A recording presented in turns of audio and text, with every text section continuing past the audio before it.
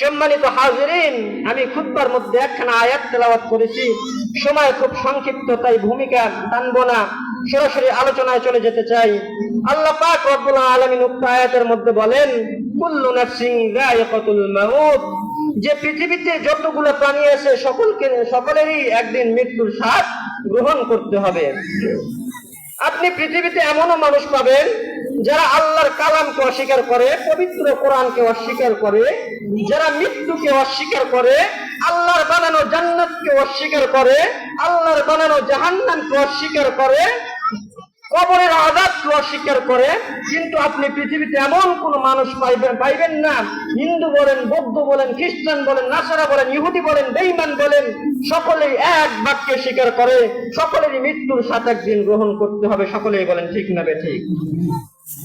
আল্লাহ পাক রব্বুল আলামিন কালামে পাকের মধ্যে বলেন, আল্লাযী খালাকাল মাউতা ওয়াল হায়াত, আমি আল্লাহ পাক রব্বুল আলামিন মওতকে সৃষ্টি করলাম। আল্লাযী খালাকাল মাউতা ওয়াল হায়াত, আমি আল্লাহ পাক রব্বুল আলামিন মওত এবং হায়াতকে সৃষ্টি করলাম কেন? লিয়াবলুয়াকুম আইয়ুকুম আহসানু আমালা, তোমাদেরকে পরীক্ষা করার জন্য, যে তোমাদের মধ্যে কে কত উত্তম আমল করে আবার আসতে পারে। আল্লাহ পাক রব্বুল আলামিন উক্ত আয়াতের মধ্যে বলেন যে আল্লাযী খালাকাল মাউতা ওয়াল হায়াত, মানুষ পৃথিবীতে সর্বপ্রথম জন্মগ্রহণ করে, পরে কিন্তু মৃত্যুবরণ করে। কিন্তু আল্লাহ পাক রব্বুল আলামিন এই আয়াতের মধ্যে আগে মৃত্যুর কথা বলেন, যে আমি আল্লাহ পাক আগে মৃত্যুকে বানাইছি, তারপরে হায়াতকে বানাইছি।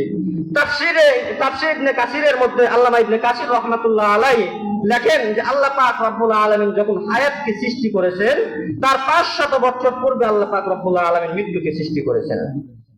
যাই হোক, আমাদের সকলকেই মৃত্যুর স্বাদ গ্রহণ করতে হবে। আমরা মৃত্যু থেকে কেউ পলায়ন করতে পারবো না। আল্লামা ইমাম গজ্জালী রাহমাতুল্লাহি আলাইহি তার লিখিত কিতাবের মধ্যে বলেন যে পৃথিবীতে এমন কোন সম্পর্ক নাই, এমন কোন বস্তু নাই যেই বস্তু একজন সন্তানের, একজন পিতামাতার কাছ থেকে তার সন্তানের সম্পর্ককে আলাদা করে দিতে পারে, একজন মা বাবার কাছ থেকে তার সন্তানকে আলাদা করে দিতে পারে। পৃথিবীতে এমন কোন সম্পর্ক নাই, যে সম্পর্ক, পৃথিবীতে এমন কোন বস্তু নাই যেই বস্তু একজন স্বামীর কাছ থেকে তার স্ত্রীকে আলাদা করে দেয়, একজন বাবার কাছ থেকে তার সন্তানকে আলাদা করে দেয়। কিন্তু মৃত্যু এমন একটা জিনিস যে মৃত্যুটা প্রতিদিন মানুষদেরকে ডেকে ডেকে বলে, আনাল মাউতু আল্লাযী ইউফাররিকু বাইনাল বানাতি ওয়াল উম্মাহাত,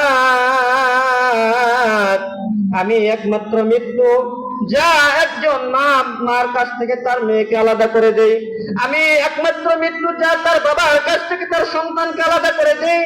আনাল মাউতু আল্লাযী ইউফাররিকু বাইনাজ যাওজি ওয়াজ যাওজাত, আমি একমাত্র মৃত্যু যা তার স্বামীর কাছ থেকে তার স্ত্রীকে আলাদা করে দেয়, স্ত্রীর কাছ থেকে স্বামীকে আলাদা করে দেয়। আনাল মাউতু আল্লাযী ইউফাররিকু বাইনা কুল্লি হাবিব, আমি একমাত্র মৃত্যু যা তার বন্ধু, একজন বন্ধুর কাছ থেকে আরেকজন বন্ধুর মাঝে বিচ্ছেদ ঘটাইয়ে দেয়। আনাল মাউতু আল্লাযী আসলুবুকুম ওয়া উদরিকাকুম ফি বুরুজিম মুশাইয়াদা, আমি একমাত্র মৃত্যু যা তোমাদেরকে পাকড়াও করে, আমি তোমাদেরকে খুঁজে খুঁজে বের করে তোমাদেরকে মৃত্যুর স্বাদ গ্রহণ করাই। আনাল মাউতু আল্লাযী ওয়ামিরুল কুবুর, আমি একমাত্র মৃত্যু যে কবরকে আবাদ করি। মুসলমান ভাইরা আমার, আপনি আমি কেউ এই মৃত্যুর হাত থেকে রেহাই পাবো না। যেহেতু আপনাকে আমাকে সকলকেই মৃত্যুর স্বাদ গ্রহণ করতে হবে, এই জন্য আমাদের সকলকেই মৃত্যুর জন্য প্রস্তুতি নিতে হবে, কি হবে না? আল্লাহ পাক রব্বুল আলামিন বলেন, বান্দারে আমি তোমাদেরকে দুনিয়াতে পাঠাইছি, তোমরা দুনিয়াতে যাওয়ার পরে আমি মাওলার ইবাদত বندگی করে অন্ধকার কবরে চলে আসবা। যদি তোমরা দুনিয়াতে যাওয়ার পরে আমি মাওলার ইবাদত বندگی করে যদি অন্ধকার কবরে আসতে পারো, তাহলে ওই কবরটা হবে আল কবরু রাওযাতুম মির রিয়াজিল জান্নাহ, ওই কবরটা হবে তোমার জন্য জান্নাতের বাগান। আর যদি দুনিয়াতে যাওয়ার পরে যদি ইবাদত বندگی না করে, যদি বেঈমান না ফরমান হয়ে যদি অন্ধকার কবরে আসো, তাহলে ওই কবরটা হবে হুফরাতুম মিন হুফারিন নার, জাহান্নামের গর্ত। দেখেন কত বড় কথা। তাহলে আমাদের সকলকেই মৃত্যুর স্বাদ গ্রহণ করতে হবে। মৃত্যু আমাদেরকে পাকড়াও করবে, তবে কোন সময় কার মৃত্যু হবে এটা কেউ জানে না। মৃত্যু হবে এটা নিশ্চিত, তবে কোন সময় হবে এটা অনিশ্চিত। যেমন আল্লামা ইবনে মালিক ইবনে দিনার রাহমাতুল্লাহি আলাইহি তাফসীরে কাশফের ভিতর আসছে যে তিনি একদিন মসজিদে নববীর মধ্যে শুয়ে আছেন। শুয়ে থাকা অবস্থায় হঠাৎ করে আল্লাহর পয়গম্বরকে স্বপ্নে দেখছেন। স্বপ্নে দেখে আল্লাহর পয়গম্বরকে জিজ্ঞাসা করছে, পয়গম্বর, আমি আর দুনিয়াতে কতদিন বাঁচব? আল্লাহর পয়গম্বর 5টা আঙ্গুল দেখিয়ে চলে গেলেন। ইমাম মালিক ইবনে দিনার রাহমাতুল্লাহি আলাইহি ঘুম থেকে লাফ দিয়ে উঠছে, হায় হায়, আল্লাহর পয়গম্বর এই 5 আঙ্গুল দ্বারা কি বুঝাইলেন? আমি কি 5 দিন বাঁচবো, 5 মাস বাঁচবো, 5 বছর বাঁচবো, নাকি 5 যুগ বাঁচবো? 5 আঙ্গুল দ্বারা কি বুঝাইলেন? সেই জামানার স্বপ্নের তাবির করতেন আল্লামা ইবনে শিরিন রাহমাতুল্লাহি আলাইহি। তিনি বলেন যে আল্লাহ রাসূল সাল্লাল্লাহু আলাইহি সাল্লাম উক্ত 5 আঙ্গুল দ্বারা বুঝাইছেন যে আল্লাহ রাসূল যে 5টা আঙ্গুল দ্বারা ইশারা করেছেন, এই 5 আঙ্গুল দ্বারা বুঝাইছেন যে আল্লাহ পাক রব্বুল আলামিন পৃথিবী শুরু করার পর থেকে, পৃথিবী সৃষ্টি করার পর থেকে নিয়ে শেষ পর্যন্ত যা কিছু হবে সব কিছু আল্লাহ পাক রব্বুল আলামিন যুগে যুগে নবী রাসূল পাঠিয়ে মানুষদেরকে জানাই দিয়েছেন, কিন্তু 5 বিষয়ের জ্ঞান আল্লাহ পাক রব্বুল আলামিন কাউকে দেয় নাই। সেই 5 বিষয় কি কি বলেন? আল্লাহ পাক বলেন, ইন্নাল্লাযীনা ইনদাহু ইলমুস সাআত ওয়া ইউনাজ্জিলুল গায়ব ওয়া ইয়ালামু মা ফিল আরহাম ওয়া মা তাদরি নাফসুম মাযা তাকসিবু গাদান ওয়া মা তাদরি নাফসুম মা বিআইয়ি আরদিন তামুত।